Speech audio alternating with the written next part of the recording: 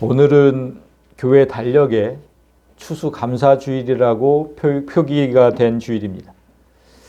그래서 교회들이 11월만 되면 추수감사절 준비로 아주 분주합니다.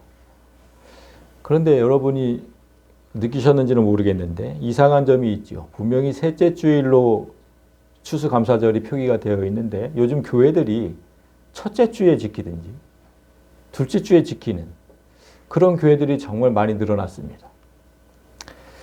맥추감사절은 7월 첫 주에 모든 교회가 일치 단결해서 지키거든요. 다 다른 주에 지키는 교회가 없어요. 그런데 왜 추수감사절은 따로 지키는 교회가 많을까요? 왜 그럴까요? 교회의 절기가 아니기 때문입니다. 추수감사절은 교회의 절기가 아니에요. 맥추감사절은 분명히 성경에 기록된 절기입니다. 그런데 제가 몇 번 말씀드렸듯이 예수님 이후로는 그 맥추감사절이 부활절인데 그 부활절로 그냥 지키고 있는데 우리가 그걸 따로 지키는 그런 잘못을 범하고 있는 것이고 추수감사절은 그냥 교회의 절기 자체가 아니에요. 여러분이 잘 알듯이 추수감사절은 1621년에 영국의 청교도들이 미국 땅에 이제 도착해서 첫 수확을 거두었을 때 그걸 감사 예배 드렸던 그것을 기념하는 것에서 이제 시작이 된 거잖아요. 그런데 생각해 보면 미국이 좀 땅이 넓습니까? 여기저기서 청교도들이 다 정착을 했는데 거기서 한 날에 드린 게 아니에요. 그 감사날을. 이쪽에서는 이날 드리고 저쪽에서는 저날 드리고 다 달랐죠. 그래서 그 미국인들도 날짜를 그러니까 여러 번 변경했어요. 추수감사절을. 어느 한 날로 정해진 게 아니니까. 여러 번 변경하며 지키다가 지금은 아주 확정을 해버렸는데 11월 넷째 주 목요일입니다. 이번 주 목요일이에요. 넷째 주, 11월 넷째 주 목요일이니까. 그러니까 주일이 아니에요. 그들도 넷째 주 목요일 날 지킨다고. 그러니까 왜 그들이 그렇게 지키느냐. 교회 절기가 아니기 때문이죠. 그래서 평일날 지키는 거예요. 그들이 미국에서 그 추수감사절을 땡스기빙 데이라고 하죠. 저 파란 걸로 해놨잖아요. 데이. 감사의 날이에요. 감사의 주일이 아니고. 그런데 우리나라는 어떻게 합니까? 추수감사절. 기독교 절기로 인식을 하는 거죠. 미국에서 넘어왔는데 왜 우리는 이 모양이냐고. 이게 말이 돼요? 미국은 단지 우리나라 그냥 추석과 같은 명절이에요. 그러니까 그 평일에 지키는 그냥 평일에. 그런데 왜 우리는 교회가 주일에 그것도 절기로 이렇게 지키고 있는지 정말 한심해서 몇 번을 얘기하는 거예요. 제가 몇 번을. 추수감사절을 굳이 지키는 이유로 많은 목사들이 구약의 그 수장절을 근거로 들고 있거든요. 수장절. 가을 거지 하는 그 수장절. 그래서 제가 다시 한번 말씀드리는데 유대인들이 그 구약에 지켰던 그 3대 절기. 유대인의 3대 절기 아시죠? 유월절, 맥추절, 그 다음에 그 수장절이에요. 자, 그런데 그 3대 절기가 예수님 3대 사역을 미리 보여주신 거거든요. 미리. 그래서 제가 정리해서 보여드립니다. 자, 유월절은 예수님께서 그 유월절 어린 양으로 죽으셨죠? 그 예수님 죽음을 예표하신 거예요. 그 다음에 저 맥추절. 예수님께서 죽은 자들의 첫 열매가 되셨다 그랬잖아요. 보리가 첫 수확이에요. 첫 수확. 그렇게 연결이 되는 거예요. 그리고 저 수장절은 장막절이라고도 불리고 초막절이라도 나팔절이라고도 불리고 이름도 많아. 그런데 저 수장절을 언제 지키라고 했냐면 한 해의 끝에 지키라고 했거든요. 한 해의 끝. 뭔가 오세요? 이 시대의 마지막이에요. 예수님 재림을 기다리는 절기예요. 그런데 왜 수장절을 추수감사절의 근거로 들고 있는지 저 지금 장막절, 수장절, 초막절, 나팔절이라고 불리는 저 절기 5일 앞에 여러분 뭐가 있을까요? 5일 앞에 하나님이 명령하신 게 있어요. 저 절기 앞에. 뭐였어요? 대속죄일이 있습니다. 대속죄일. 딱 5일 전에 대속죄일을 하나님께서 두셨어요. 수장절이 단지 한 해의 추수를 그 감사하는 절기였다면 5일 전에 모든 백성이 모여서 속죄하라 그 말씀을 왜 하십니까? 그건 너무 안 맞잖아요. 추수를 막 그냥 즐거우면서 뭐 해야 되는데 5일 전에 속죄를 하래. 안 맞잖아요. 이날 속죄하지 않으면 하나님에게서 끊어질 것이라고 엄하게 말씀하셨거든요. 안 맞잖아요, 추수하고. 그러니까 장막절이 어떤 의미인지를 다시 한번 깊게 생각해 봤어야죠. 예수님의 재림을 기다리는 자들이, 장막절에 예수님 재림이 그 기다리기 전에 우리가 어떻게 살아야 되는지 늘 자신을 돌아보고 회개하고 속죄하고 그러면서 살면서 예수님 재림을 기다리라는 거예요. 그래서 속죄일을 두신 거예요. 그 장막절에 하나님께서 뭐를 하라고 하셨는지를 보면 그게 더 명확해져요. 레위기 23장에 보면 그 장막절 첫날, 일주일 동안 장막절이 이어지는데 그 첫날에 너희가 아름다운 나무 실과와 종려나무 가지와 무성한 나무 가지와 시내 버들을 취하여 너희의 하나님 여호와 앞에서 이레 동안 즐거워할 것이라. 저 어디서 많이 본 겁니까? 자, 저 종려나무 가지 들고 흔들리는 거. 예수님 예루살렘 입성 때 그거잖아요. 예수님 예루살렘 입성 때 백성들이 종려나무 가지를 들고 환영하던 모습을 똑같이 재현하라고 하신 거예요, 지금. 다시 오시는 예수님을 기쁨으로 맞이하라는 거 아닙니까? 저게 추수하고 뭔 상관이 있습니까? 그런데도 수장절을 운운하면서 추수감사절을 교회의 절기처럼 속이는 거는 하루빨리 교회에서 없어져야 할 적폐입니다. 진짜 오랫동안 무거운 적폐. 빨리 없어져야 돼요. 오늘 우리에게 주신 말씀을 통해서 하나님께서 감사의 절기를 따로 두시지 않았다는 것을 분명히 하게 하셔야 돼요. 맥주감사절도 없고 추수감사절도 없어요. 그럼 왜 감사의 절기를 따로 두시지 않았느냐? 그걸 오늘 알게 될 겁니다. 먼저 오늘 본문의 제목을 잘 보세요. 여러분. 오늘 본문 제목 뭐라고 적혀 있습니까? 감사 없이 감사해요. 아니. 본문. 성경 본문. 다윗의 예. 이렇게 되어 있잖아요. 다윗의 감사기도. 여러분이 하나님께 감사의 기도를 드린다고 한번 생각해 보세요. 그러면 어떻게 하냐면 대개 하나님 이래서 감사합니다. 저래서 감사합니다. 이렇게 기도를 하잖아요. 감사라는 단어를 계속 사용하게 돼요, 우리는. 그런데 여러분, 우리가 오늘 12절의 다윗의 기도문을 함께 읽었거든요. 그 12절을 읽으시면서 감사라는 단어를 보셨어요? 지금 잠깐 봐도 하나도 없어요. 감사라는 단어 하나도 없어요.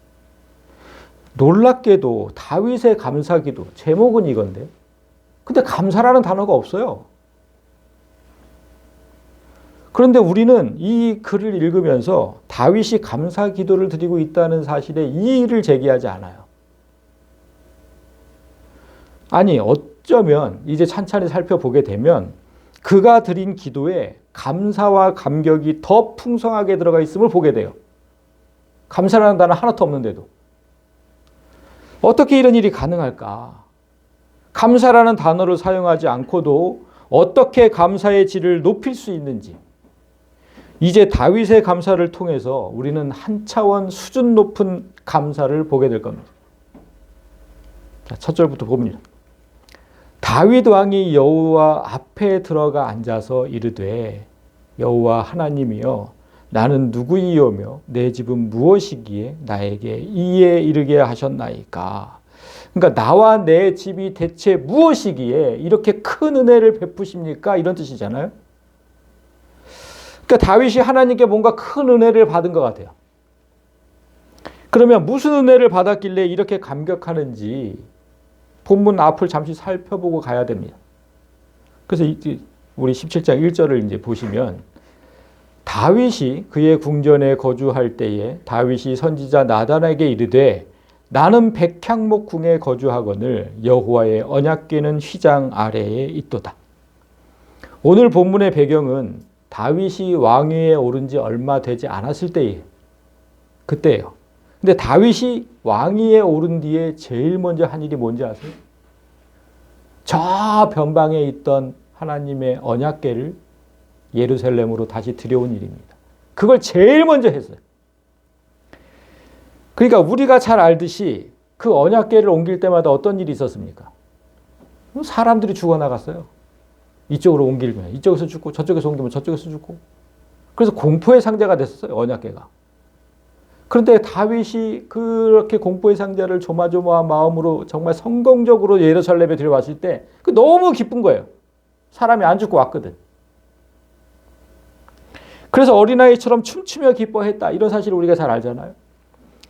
그런데 그렇게 모셔오고 싶었던 언약궤가 계속해서 천막 안에 있었다는 거예요. 천막 안에. 그게 너무 마음에 걸렸다는 겁니다.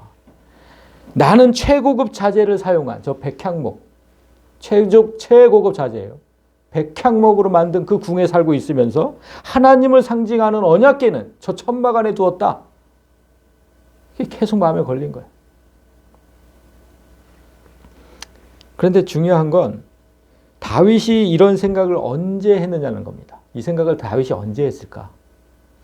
우리가 보고 있는 역대상 17장은 사무엘하 7장과 같은 병행 본문이에요.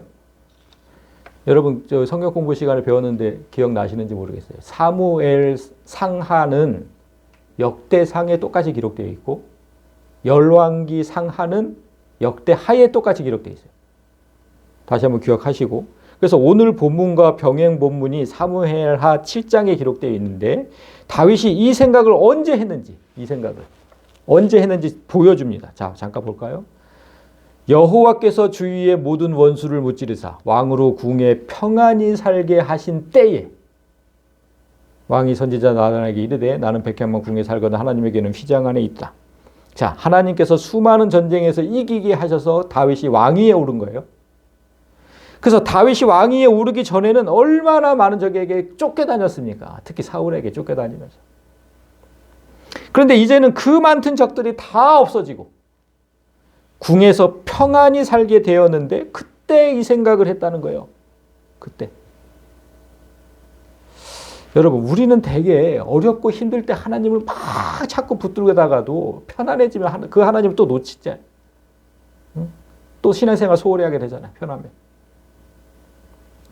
그런데 다윗은 달랐어요. 고통스럽던 삶이 다 끝났어요. 이제 고통스럽던 삶이 다 끝나고 이제 너무나도 편안한 삶을 누리게 됐는데 하나님 걱정을 했다는 거예요. 그때 나는 이렇게 큰 집에 살면서 하나님은 천막 안에 둔다는 게 계속 마음에 걸립니다.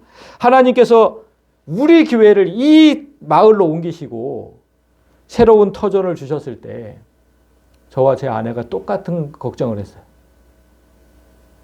다윗과 똑같은 걱정. 제가 이 사진을 한번 보여드릴게요. 교회는 작고 집은 완전 커 보이죠? 제 아내가 이 사진을 어디 가서 보여주지 말라 그러더라고요. 걱정을 하면서. 누가 봐도 하나님의 집은 작고 우리가 사는 집은 커 보이니까. 그래서 늘 마음이 불편한 거예요. 사람들에게 이제 소개를 하죠. 이 건물이 교회고 저 건물이 우리가 사는 집이에요.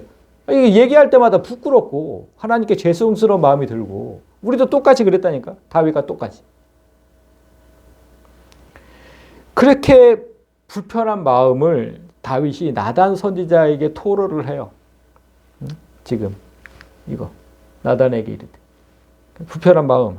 그러니까 하나님은 그 밤에 이제 나단 선지자에게 임하셔서 이렇게 말씀을 하십니다.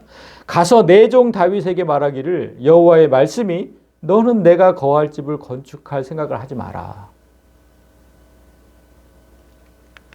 내가 이스라엘을 애굽에서 올라오게 한 날부터 오늘까지 집에 있지 아니하고 그런 거대한 뭐 성전 같은 데 있지 아니하고 오직 이 장막 저 장막에 있어 이 성막 저 성막에 있었어.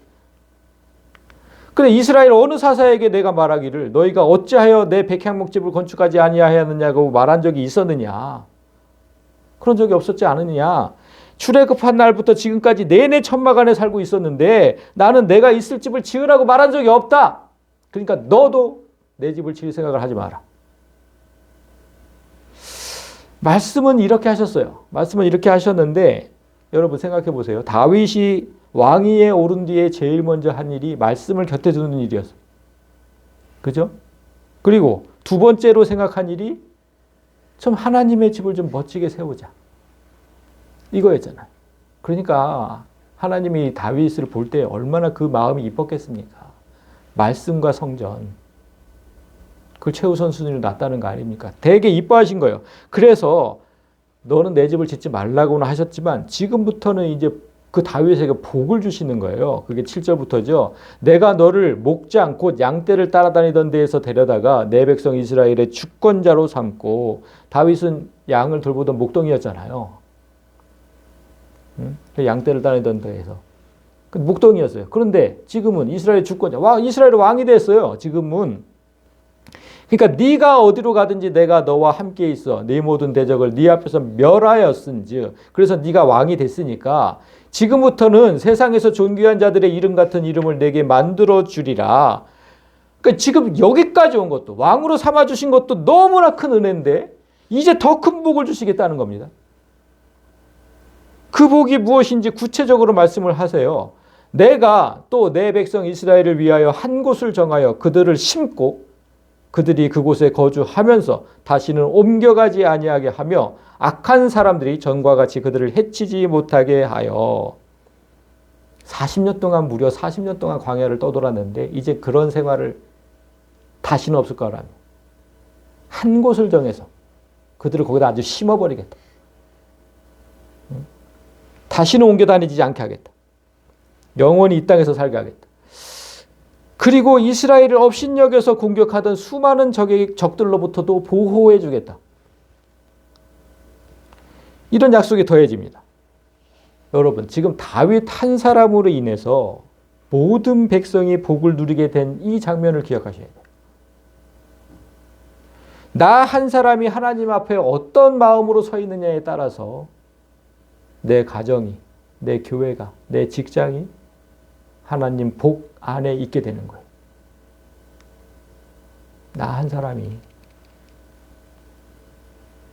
그리고 다윗 본인에게 임할 복을 다시 선포를 하십니다. 10절에 전에 내가 사사에게 명령하여 내 백성 이스라엘을 다스리던 때와 같지 아니하게 하고 내 모든 대적으로 내게 복종하게 하리라. 또한 여호와가 너를 위하여 한 왕조를 세울지라. 사사 시대에는 어땠습니까? 백성들에게 어려움이 있을 때마다 이 집안에서 한 명, 저 집안에서 한 명, 그때 각 집안에서 한 명 뽑아서 왕의 역할을 시켰어요. 사사 시대에는 그랬잖아요. 그래서 그 왕이 어느 족속인지를 다 밝혔거든요. 그런데 이제는 그렇게 하시지 않겠다는 거예요. 여러 집안의 사람을 세우는 게 아니라 너만의 왕조를 세워주겠다는 거예요. 너만의 왕조를 세워주겠다.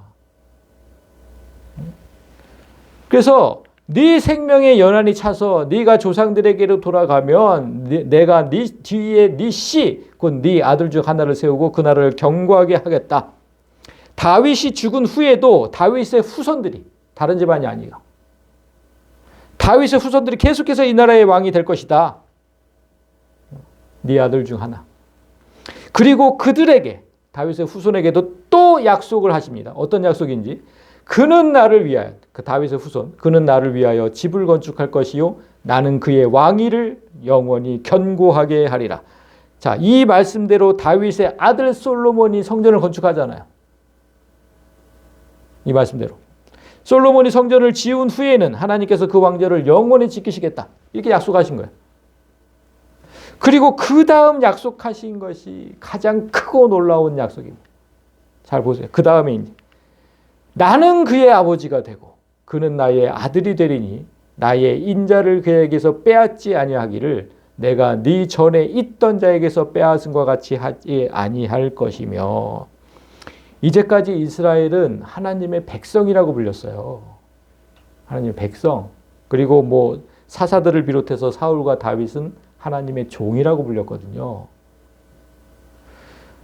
이제까지 그 누구도 하나님의 아들이라는 호칭을 받지 못했어요. 이제까지. 그래서 사무엘하 7장과 역대상 17장이 정말 중요한 장이에요. 이때부터 우리가 하나님의 자녀가 된 거예요. 이 약속 때문에.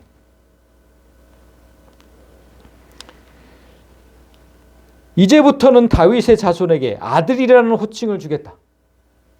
하나님의 그 아들이, 그렇게 받게 된 하나님의 아들이 누리는 권세가 무엇인지를 잘 보세요. 내가 네 전에 있던 자, 다윗 전에 있던 자가 누굴까요? 사울이잖아요. 사울 왕.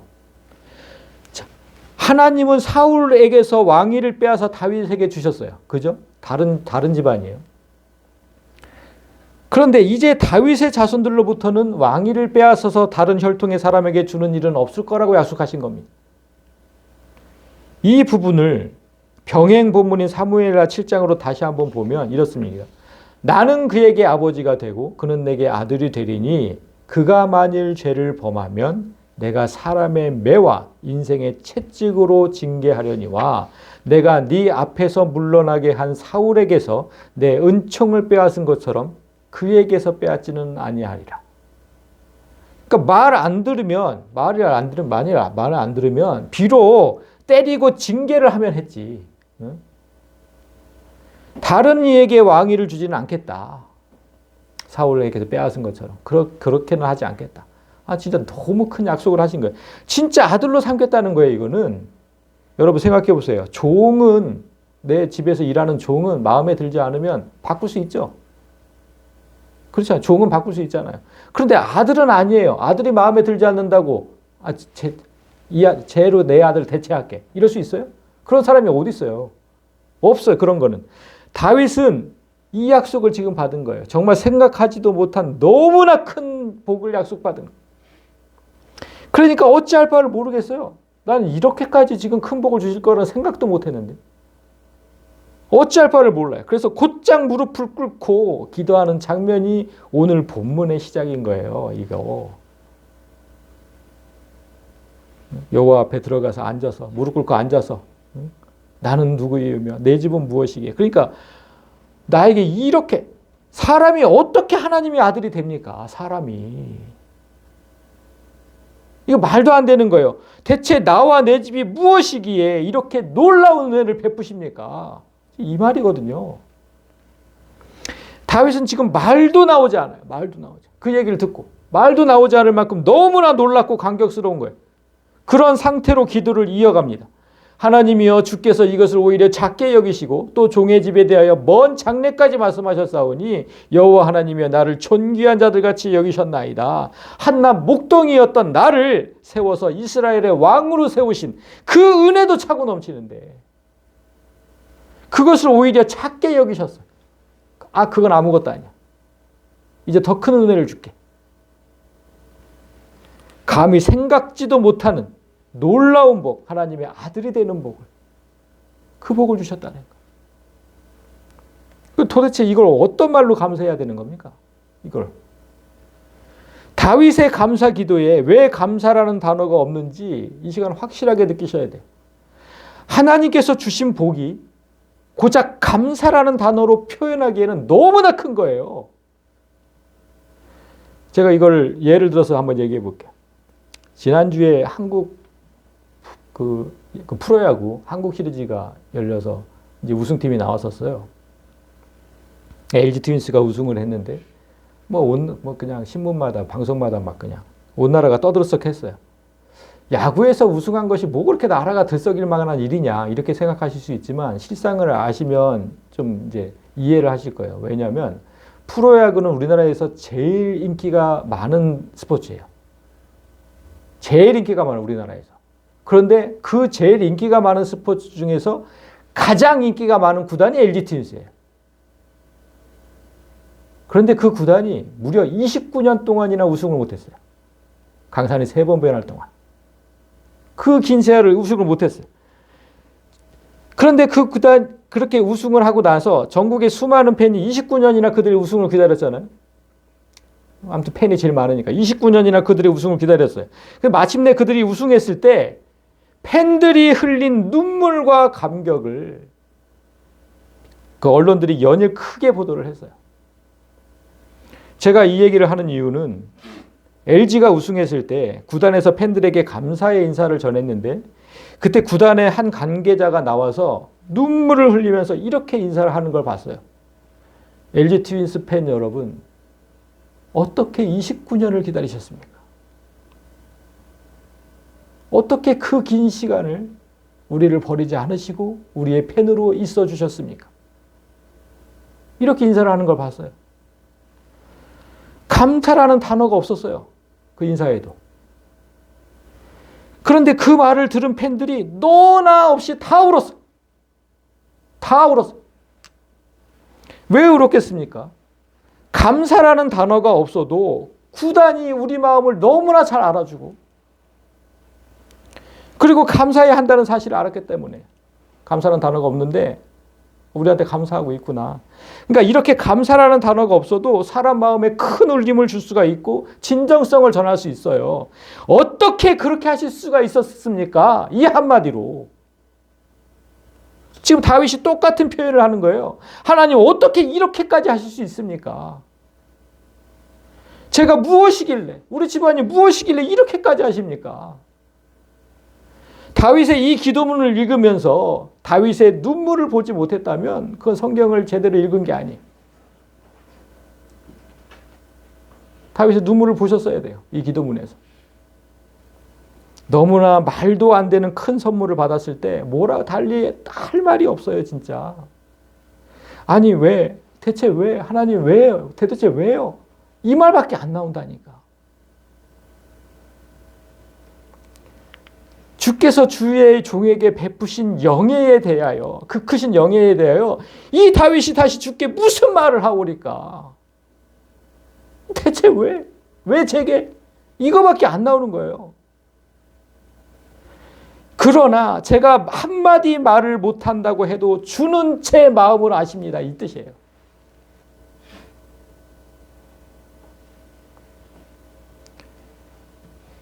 그리고 이어지는 기도를 보십시오. 여호와여, 우리 귀로 들은 대로는 주와 같은 이가 없고 주 외에는 하나님이 없나이다. 오늘 제게 주신 은혜뿐만 아니라 선조들로부터 들은 얘기는 이 얘기예요. 우리 조상들로부터 들은 말로는 이 민족이 받은 은혜가 너무나 크다는 겁니다. 이런 사람 또 없습니다. 라는 노래 제목이 있어요. 아시는지 모르겠는데. 그거와 똑같이 제가 들은 바로는 이런 신은 또 없다는 겁니다. 대체 어떤 얘기를 들었는지 한번 봅시다. 21절에. 땅의 어느 나라가 주의 백성 이스라엘과 같으리이까? 하나님이 자기 백성을 구속하시려고 나가사 크고 두려운 일로 말미암아 이름을 얻으시고 애굽에서 구속하신 자기 백성 앞에서 모든 민족을 쫓아내셨사오며. 출애굽은 다윗 시대보다 약 400년 전에 있었던 일이거든요. 다윗이 지금 그 얘기를 꺼내 들고 있는 거예요. 선조들에게 들어보니까 하나님은 애굽에서 10가지 재앙을 일으키시고, 그렇죠? 그리고 홍해를 가르시고 바위에서 물이 나와 막 강처럼 흐르게 하시고, 또 하늘에서 먹을 것도 내리시고 태양도 멈추게 하시고, 이건 뭐 믿기지도 않는 얘기들을 너무나 많이 들었다는 거예요. 크고 두려운 일로 말미암아 그래서 모든 민족에게, 다른 민족에게 두려운 이름이 됐다는 거예요. 두려운 이름이 됐다. 하나님의. 그런데 그렇게 하신 이유가 뭐랍니까? 자기 백성을 구속하시려고. 그 이유밖에 없어요. 그렇게 크고 두려운 일을 행하신 이유가 이거예요, 이거. 자기 백성을 여러분, 이 세상 어느 종교의 신이 자기 백성을 구원하려고 온갖 이런 노력을 다 합니까? 보셨어요? 이슬람의 알라가 그랬습니까? 불교의 부처가 그랬습니까? 자기 백성을 위해 자기 자신까지 희생하는 신은 오직 하나님 외에는 없어요. 주 외에는 이런 하나님이 없습니다. 주 외에는. 자기 자신까지 죽였잖아. 그런 신이 어디 있어요? 이 세상에. 다윗은 자신에게 베푸신 은혜도 감사하지만 조상들에게 베푸신 은혜도 잊지 않고 감사하고 있는 거예요. 왜냐하면 그때의 그 은혜가 없었다면 오늘날 다윗도 없기 때문에. 이스라엘이 멸절당한 위기가 얼마나 많았습니까?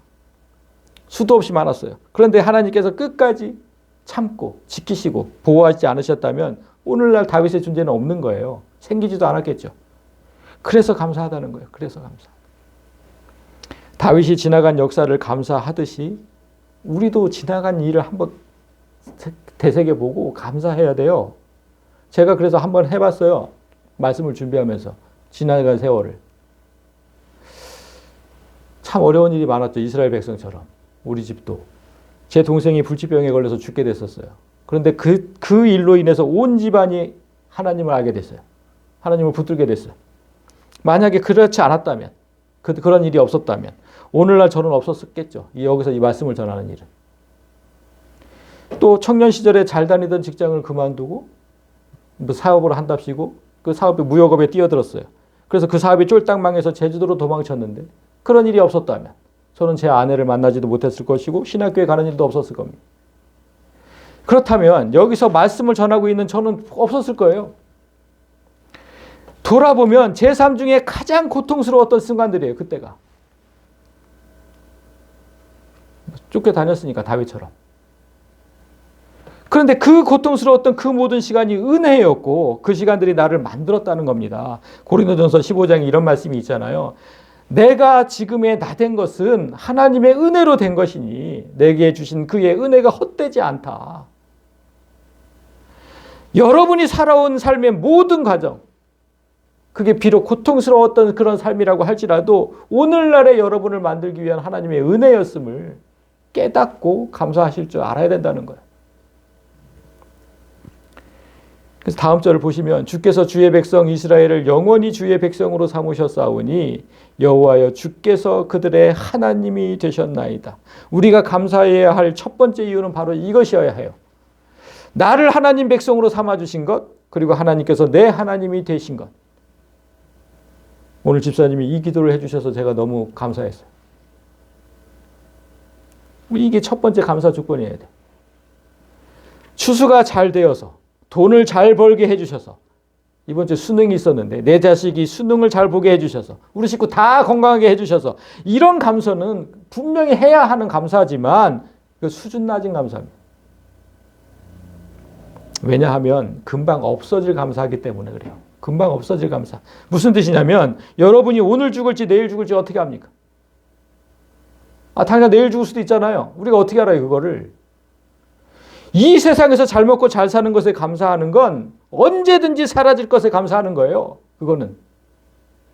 그런데 영원한 삶을 주신 은혜, 영원한 하나님이 영원토록 내 하나님이 되신 은혜, 그런 것에 감사하는 건 영원한 감사가 되는 거예요.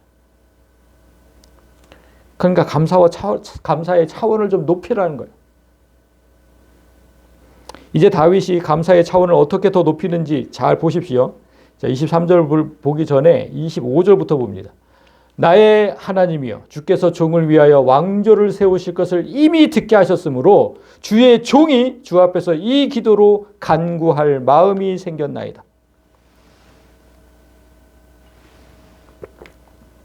하나님께서 약속하신 다윗의 왕조가 영원할 것이라는 약속을 듣고 다윗이 뭔가 기도의 제목이 생겼대요.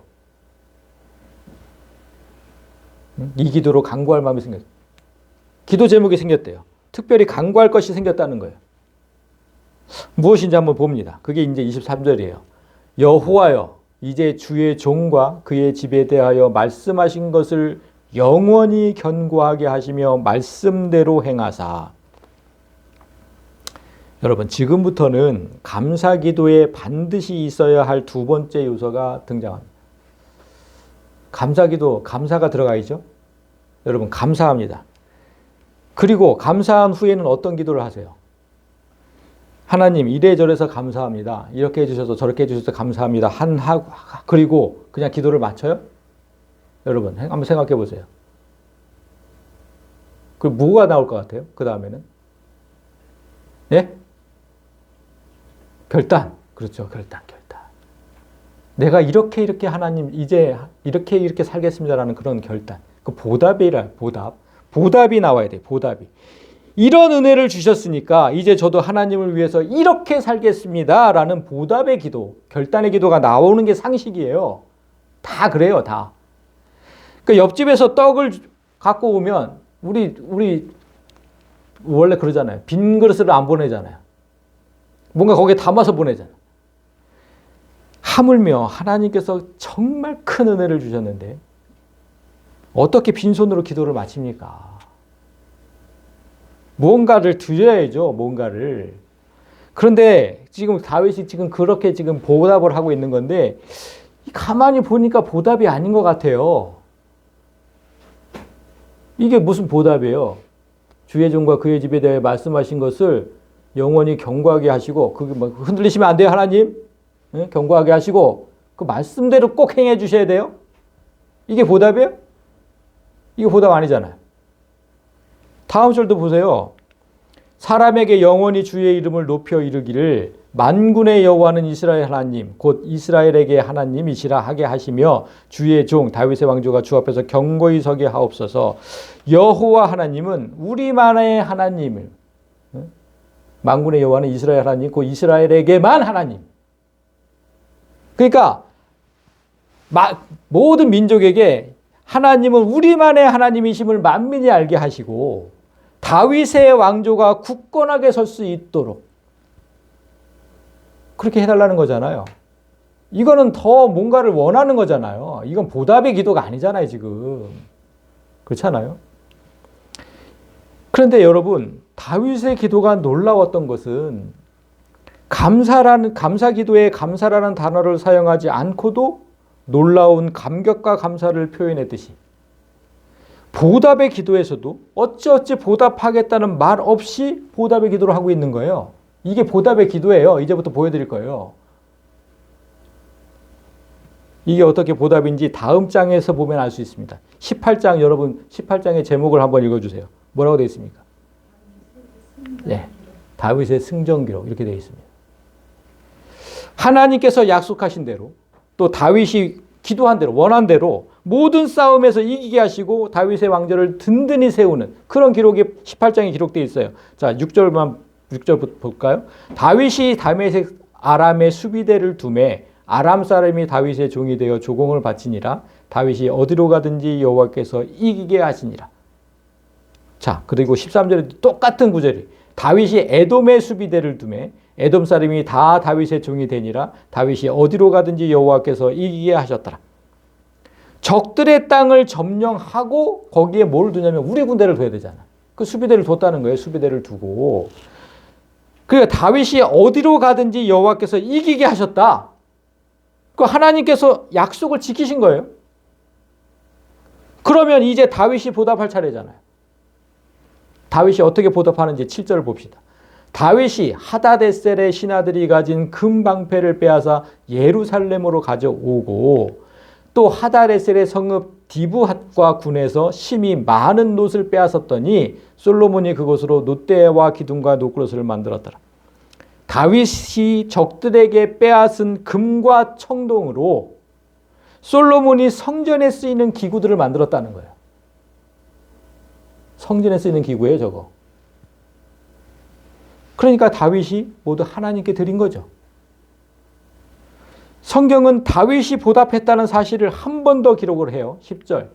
하도람이 금과 은과 놋의 여러 가지 그릇을 가져온지라 다윗 왕이 그것도 여호와께 드렸다. 보답. 에돔과 모압과 암몬 자손과 블레셋 사람들과 아말렉 등 모든 이방 민족에서 빼앗아 온 은금과 함께 모두 드렸다. 전리품은 모두 여호와 하나님께 드렸다는 거예요. 나의 힘으로 승리한 것도 아니고 나의 능력으로 얻은 것도 아니에요. 하나님께서 이기게 해주신 거예요. 그러니까 당연히 하나님께 드린다. 이게 다윗의 신앙이에요. 그렇다면 아까 다윗이 드린 기도가 어떤 의미인지를 다시 한번 보세요. 여호와여 이제 주의 종과 그의 집에 대하여 말씀하신 것을 영원히 경고하게 하시며 말씀대로 행하시옵소서. 내게 말씀하신 것을 그대로 이루어만 주십시오. 그러면 그렇게 해서 얻은 것 다 하나님께 드리겠습니다. 이 뜻이에요. 보답이라는 단어가 없는데 보답이에요. 보답의 결단이 들어있는 거예요. 다윗의 기도가 그래서 제가 너무 은혜스러웠어요. 마지막 두 절을 보세요.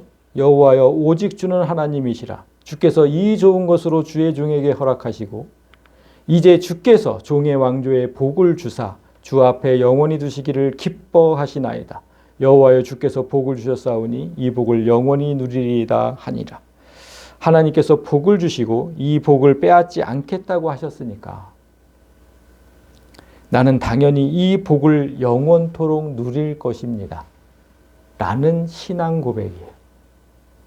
이렇게 다윗의 기도가 맞춰져요. 다윗의 감사 기도에는 그 어떤 기도보다 풍성한 감격과 감사가 들어있었고 보답의 맹세가 들어있었고 신앙 고백이 들어있었어요. 우리의 감사 기도가 이래야 한다는 것을 보여주는 거예요. 그런데 여러분 잊지 말아야 할 것은 이겁니다. 다윗이 이런 기도를 할 수 있었던 이유는 하나님께서 말할 수 없는 큰 복을 주셨기 때문이지만 하나님께서 그 큰 복을 왜 주셨는지를 기억하셔야 돼요. 그게 우리에게 제일 중요해요. 하나님을 향한 다윗의 마음이잖아요. 다윗은 열리를 제쳐두고 말씀을 내 곁에 두는 일부터 시작했어요. 언약궤 가져온 거. 열리를 제쳐두고 그 일부터 했다고. 여러분 하루를 시작하면서 열리를 제쳐두고 그 일부터 하시라고. 말씀을 내 곁에 두는 거. 그리고 삶에 근심 걱정이 없을 때 특별히 뭐 근심 걱정이 없어. 바쁘기만 해 그냥. 그런데 그때 하나님을 잊어버린 게 아니라 오히려 하나님을 걱정했다는 거예요. 이 두 개. 여러분 한 번이라도 하나님을 걱정해 본 적이 있으세요? 맨날 기도하면 주시옵소서만 하잖아. 주시옵소서. 그런 기도가 아니라 한 번이라도 하나님 나라를 걱정하고 그 나라와 그 의가 세워지도록 진심으로 기도해 본 적이 있느냐는 거예요. 교회가 거짓 복음으로 하나둘 무너지고 있다고 저번 주에도 제가 얘기를 했잖아요. 계속해서 거짓 복음으로 하나둘 무너져 가고 있어요. 그럴 때 와, 하나님 마음은 어떠실까? 생각해 보셨어요? 맨날 나한테 안 주신다고만 불평하지 말고 하나님 마음은 어떠실까 생각해 보셨냐고. 하나님은 인격적인 하나님이에요, 여러분. 이걸 잊어버리시면 안 돼요. 인격적인 하나님이라는 건 우리가 느끼는 감정을 똑같이 느끼신다는 거예요. 여러분 모두 자녀가 있으니까 한번 생각해 보십시오. 내 걱정을 하면서 자주 안부 전화를 하는 자녀가 있어요. 뭐 건강은 어떤지, 필요한 건 없으신지 자주 전화해서 이것저것 꼼꼼하게 챙기는 그런 자녀가 있어요. 그런데 반면에 부모의 안위 따위는 관심도 없고 가끔 전화를 하는데 할 때마다 이거 좀 해주세요. 저것 좀 해주세요. 부모 건강 뭐 이런 거 안중에도 없어. 맨날 뭘만 달래. 전화해가지고. 이런 두 자녀가 있을 때 솔직히 어떤 자녀가 이쁘시겠냐고. 하나님 똑같다고요. 우리와 똑같은 성정을 갖고 계시다고. 교회가 무너지고 있다는 의미는 하나님의 나라가 무너지고 있다는 거예요. 그럼 하나님 마음이 어떠실까? 하나님을 걱정하고 또 걱정해서 그게 막 잠도 안 오고 이런 적이 있다면 여러분은 다윗보다 더 큰 복을 받을 겁니다. 세상의 거의 모든 교회가 진짜 모든 교회가 성경에도 없는 절기를 만들어서 오늘 추수감사절로 지키고 그 헌금을 강요하고 이런 시대에 단 한 사람이라도 하나님의 심정을 좀 살피고 하나님 나라를 제대로 세우려고 기도하는 그런 사람으로 좀 거듭나기를 바라요. 그리고 이 땅에서 잘 먹고 잘 살게 해달라는 뭐 그런 것에 좀 감사하기보다는 나를 구원하심에 감사하고 영원한 생명을 주심에 감사하고 지난 모든 일에 감사하고 나를 통해 하나님 나라를 세워가심에 감사하면서 단 한 번이라도 이 기도를 좀 해보세요. 감사 없는 감사를. 이게 무슨 뜻입니까? 이런 기도가 여러분 안에서 나온다면 진짜 내 마음속에서 하나님을 향한 진정한 감사가 나왔다는 것이고 뜨거운 감사가 나왔다는 증거예요. 이게 있다면. 하나님 어떻게 이럴 수가 있습니까? 이거예요. 하나님께서 감사의 절기를 따로 두시지 않은 이유는 이런 감사를 어떻게 절기 때만 하겠습니까? 어떻게. 매주일 이 예배 시간에 오셔서 감격해야 되고 또 나아가서는 우리 일상 삶에서 범사에 감사해야 되지 않겠습니까? 그럼 무슨 절기를 만들어 놓고 감사를 합니까? 오늘 말씀을 들은 성도들이 하나님의 뜻을 바로 깨닫고 항상 범사에 감사하는 그런 성도들이 되시기를 주님의 이름으로 간절히 소망합니다.